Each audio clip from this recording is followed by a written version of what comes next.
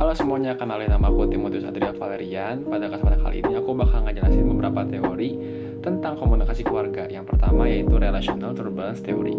Nah, apa sih Relational Turbulence Theory ini? Nah, Relational Turbulence Theory ini membahas tentang bagaimana orang berpikir, merasakan, berkomunikasi, dan bagaimana ketika keadaan berubah pada hubungan mereka. Kayak contoh, misalnya ketika seorang anak yang memutuskan untuk merantau keluar kota untuk mengemban ilmu seperti berkuliah atau bersekolah, yang semua awalnya mereka dekat dengan keluarganya menjadi terpisah jauh. Nah, dari situ tuh bakal ada beberapa perubahan dari cara berpikir, merasakan, dan komunikasi ketika mereka memutuskan untuk merantau dan pergi jauh.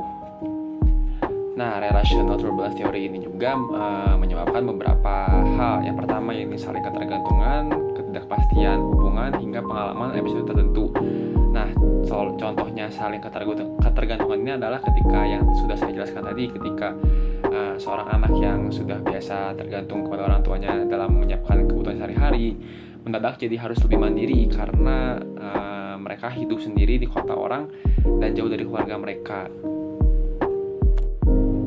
Nah, materi selanjutnya yang bakal aku jelasin adalah Emotional Appraisal Theory. Nah, apa sih Emotional Appraisal Theory ini? Emotional Appraisal Theory ini merupakan suatu teori yang memiliki tujuan untuk menjelaskan mengapa dan atau bagaimana seseorang dapat mengalami emosi.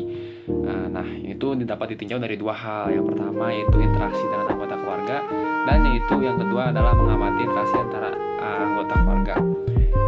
Kayak contoh, kalau misalnya seorang anak yang biasanya hidup atau tinggal bersama orang tua yang mungkin memiliki sifat yang pemarah atau temperamental, maka anak tersebut akan terbawa hingga tua nanti, dan mungkin dalam masa kecilnya sendiri anak tersebut tidak akan merasa nyaman dan akan tertekan.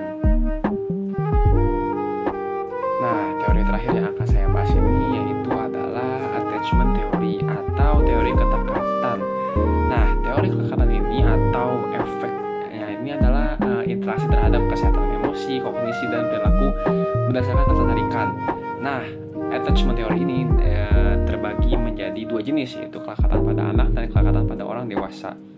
Seperti contohnya ketika seorang anak yang biasanya dari kecil diasuh oleh pengasuhnya dan bukan orang tuanya ini, mungkin seorang pengasuh ini akan lebih memahami kriteria anak tersebut daripada orang tuanya sendiri, karena yang biasanya sehari-hari bersama anak ini sepertinya adalah si pengasuhnya, bukan orang tuanya gitu. Seringkali orang tuanya itu tidak dapat memahami apa yang si anak ini mau gitu. Nah, sekian saja dari penjelasanku pada hari ini. Terima kasih.